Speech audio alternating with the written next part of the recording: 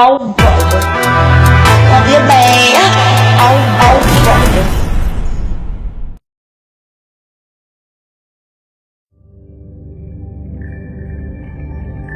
न कोई शीश महल है न कोई ताजमहल है, यादगार मोहब्बत ये प्यार का है।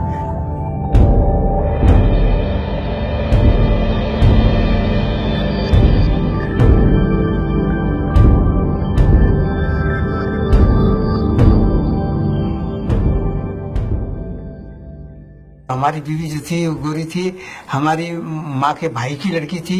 उसने देखा था तो उनका नहीं, मैं तो उसी से शादी करूंगी। तो वो शादी जो है हमारी तय हो गई और जून 1953 में 14 जून की बारात थी और 15 जून की रुखसत। और उसको जब वो शादी होने के बाद वो मेरे साथ गई तो रोटी ठीक से पकाने नहीं आती थी, मैंने पकाना बताया था। फिर वो इतनी बेहतरीन रोटी पकाने लगी थी कि हम तो सवाल ही नहीं है हमारे पकाने का।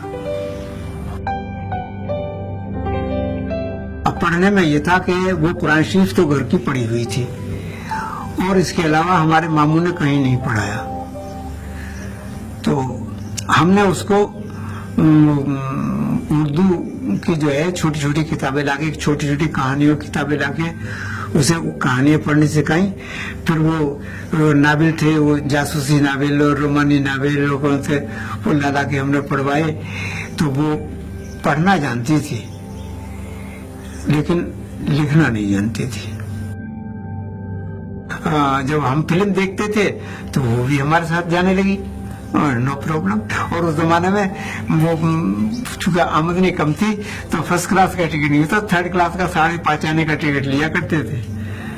वहाँ अलीगढ़ में तस्वीर महल है एक पुराना सिनेमा हॉल, तो उसमें देखा करते थे तस्वीर फिल्म।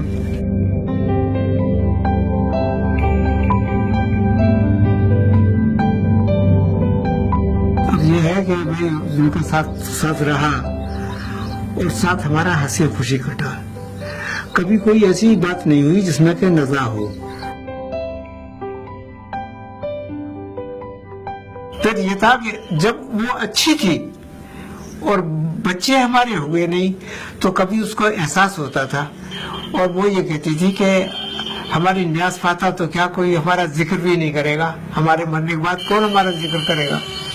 तो मैंने ये कहा कि इसी कमरे में थे, मैंने कहा कि इसी खेत में मेरे सामने अगर इंतकाल होगा तो इसी खेत में बीचों बीच में तुझको दफन करके ऐसा मकबरा बनाऊंगा कि बरसों याद रखेंगे लोग।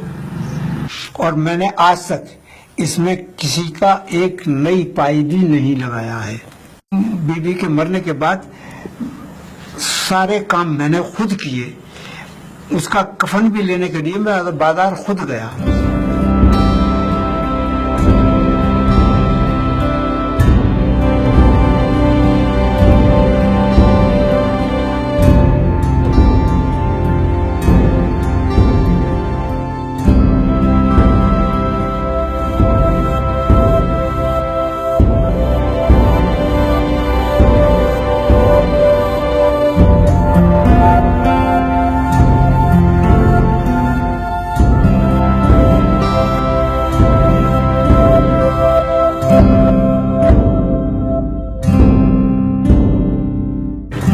बुनियाद जो है 10 फीट गहरी है और 27 इंच चौड़ी और एक कंक्रीट की है। ये उसके ऊपर ये जो है ये 15 इंच चौड़ी है। अब इसकी हाइट तो अंदाजन यहाँ से 14 या 15 फुट ऊंचा है दीवार।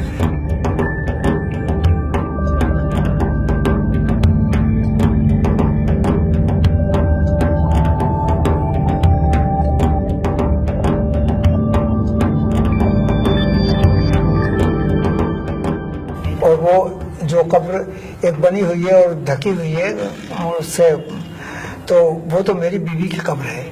और बाकी जो खाली जगह है वो मैंने अपने लिए छोड़ रखी है कि अगर मेरा इंतकाल हो तो मुझको यही दफन किया जाए। हमारी शादी के बाद हमारी बदकिस्मती कहिए कि हमारे कोई औलाद नहीं हुई। मैंने मेडिकल कॉलेज में दिखाया तो मेडिकल कॉलेज में जो वहाँ थी लेडी डॉक्टर, उन्होंने मुझे बुलाया, तो मुझसे कहा कि इनके वो है रसौली यानी ट्यूमर है उसमें यूट्रस में।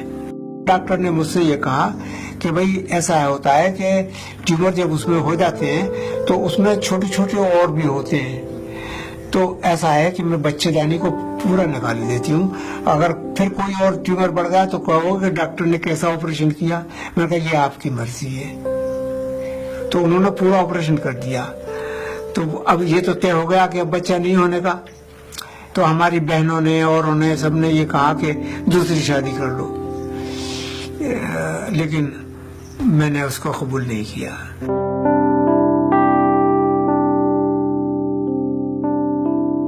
बस एक कसक दिल में रह गई कि